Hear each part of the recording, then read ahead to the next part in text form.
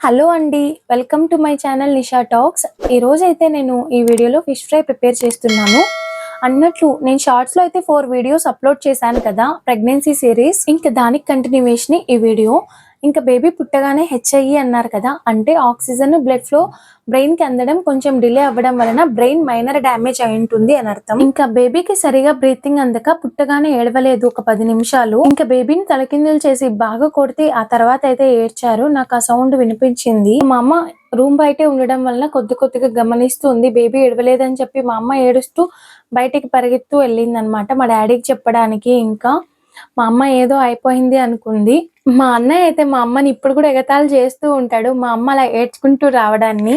ఇంకా తర్వాత ఆ బేబీనైతే ఎన్ఐసీయూలో పెట్టారు. నా దగ్గర కూడా ఇవ్వలేదు. 2 డేస్ అయితే నేనసలు బేబీనే చూడలేదు. చాలా అంటే చాలా ఏడ్చాను నేను. ఇంక డెలివరీ అయిపోయిన తర్వాత ఎపిజియోటమీ స్టిచెస్ వేస్తారు కదా! లిటరల్‌గా చెప్పాలంటే నేను చాలా నరకం అనుభవించాను. ఎందుకంటే వాళ్ళేసింది ఎక్స్‌పీరియన్స్‌డ్ డాక్టర్స్ కాదు. మెడికోస్ వేశారు. వాళ్ళకసలు ఏమీ తెలియదు.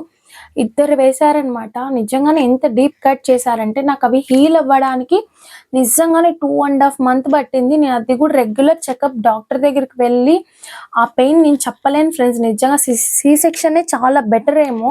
ఇప్పుడు కూడా తలుచుకుంటే నాకు వణుకొచ్చేస్తుంది ఫ్రెండ్స్. అంత పెయిన్ అసలు. కూర్చోలేను, నిలబడలేను. ఆ నరకం నేను భరించలేకపోయాను ఫ్రెండ్స్. ఒక పక్క చూస్తే బేబీ ఎన్ఐసీయూలో ఉన్నారు. వాళ్ళసలు చూపించడం లేదు. రూమ్ బయట నుండే చూపిస్తున్నారు ఎవరైనా వెళ్తే.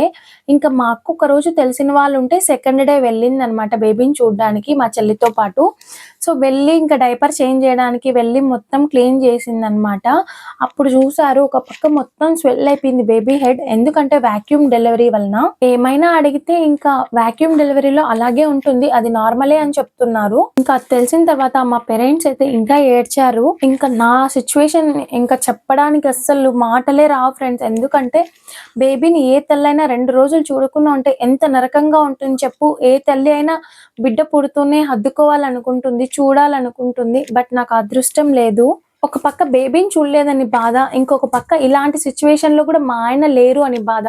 ఎవరైనా డెలివరీ సమయంలో వాళ్ళ భర్త పక్కనే ఉండాలనుకుంటారు. కానీ మా ఆయనకి లీవ్ దొరకకపోవడం వలన ఆయనైతే రాలేకపోయారు. మా ఆయనకి ఒక పక్క సంతోషంగా ఉంది. ఇంకొక పక్క బాధగా ఉంది. ఎందుకంటే తల్లి, బిడ్డ ఇద్దరు సేఫ్ అని చాలా సంతోషంగా ఫీల్ అయ్యారు. ఇంకో పక్క మా సిట్యుయేషన్ చూసి తను కూడా చాలా ఏడుస్తున్నారనమాట. కానీ మా ఆయన లేని లోటు నాకెప్పటికీ తీరలేనిది ఫ్రెండ్స్. ఆయన ఉంటే ఇంకొకలాగా ఉండేదేమో. ఇంకా మొత్తం మా అమ్మ, నాన్న మొత్తం వాళ్ళే చూసుకున్నారు. ఇంకా బేబీని అయితే ఫోటోథెరపీ కింద పెట్టారనమాట. ఇంకా థర్డ్ డే అయితే ఫీడింగ్ ఇచ్చి మళ్ళీ వాళ్ళే తీసుకుంటున్నారు.